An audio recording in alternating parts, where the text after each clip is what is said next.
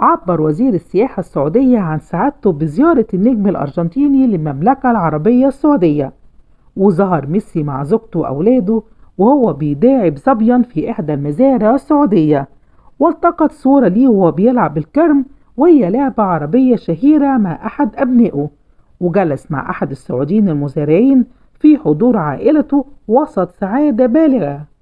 وعينت السعودية ميسي سفيرا للسياحة لديها العام الماضي، وزار جدة في شهر مايو 2022، ثم عاد لخوض مباراة ودية جمعت بين سان جيرمان وتشكيلة من نجوم النصر والهلال، حين واجه غريمه كريستيانو رونالدو في يناير الماضي.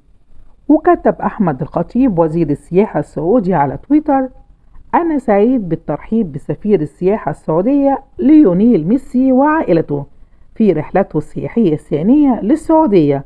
نحن سعداء بمشاركة ترحيبنا السعودي الأصيل معكم جميعا.